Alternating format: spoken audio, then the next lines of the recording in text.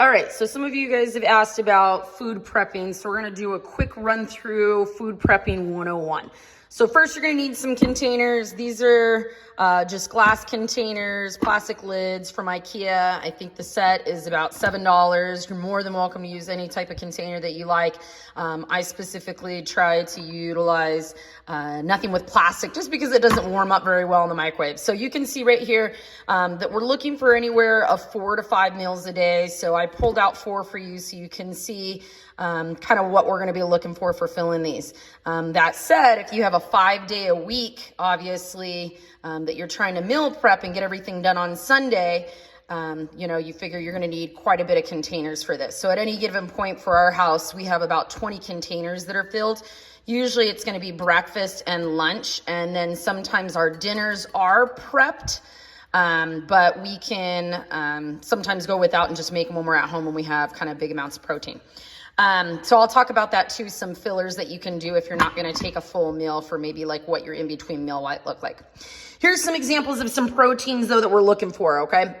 So for breakfast, we're looking for, probably something with protein to have. I know a lot of people kind of jump straight to either cereal or oatmeal. Those are great. However, we don't have a lot of protein in those, so we want to make sure we're getting some protein first.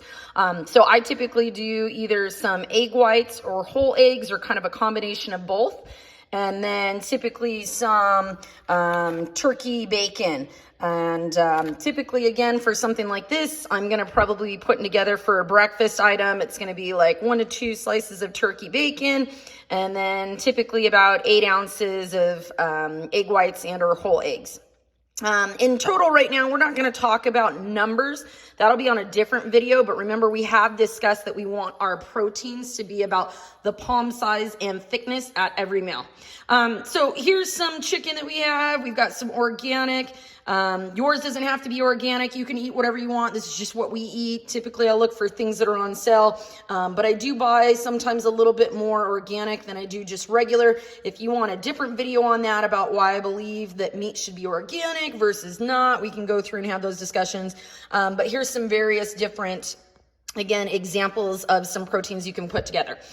So like this right here for the ground turkey, this is going to be for Ella's meals in the week. Typically I just cook this on the stove for about 10 minutes, add in some taco seasoning that's not really processed, and she eats ground turkey with rice for her lunches at school. Between Swenson and I, the other Swenson, we have anywhere from chicken for sometimes our lunches and dinners. Sometimes it's meatballs that I make from scratch. You can go find that video on Canvas if you want to learn how to do that. Sometimes we just make these as regular patties and then just cook them as well. So for the carb example of things that would probably end up there, because again, we're going by measurements. So we needed a palm size of protein at each meal. We need a half a cup of carbs at every meal. Carbs can be anywhere considerably from, again, not starchy carbs. So fruits are going to be considered quite a bit for a carb. So again, we're looking for about half a cup, or again, with that hand, we're looking for about that palm size of carbs at each meal. This though, typically for rice, once we cook this in the pressure pot, it takes, like 3-4 minutes or whatever. Half a cup of rice at our meals are typically what you're probably going to see in some of those meal prepped items over there.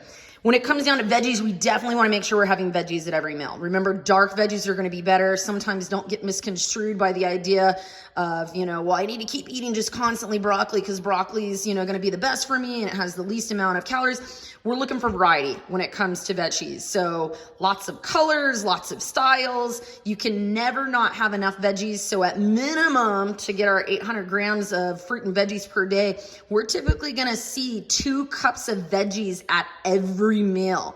So typically I'm usually rocking frozen broccoli, but they've been out for a while. So this is just fresh broccoli. We picked up from Smith's today. I'm going to go ahead and put it in a container in the microwave. We have 2 microwaves because that's how much meal prepping we do here.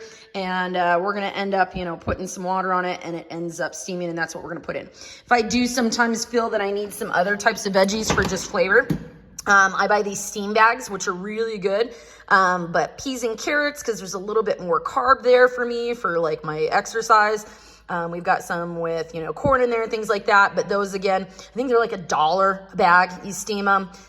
You can maybe eat the entire bag or 3/4 of the bag. Half a bag is probably pretty good too. The last thing we want to make sure we have at every meal is a fat. So these are the types of fat we have. We have olive oil, extra virgin olive oil. And then we're big into ghee butter, healthy fats, that are going to be an important key role into helping us feel full.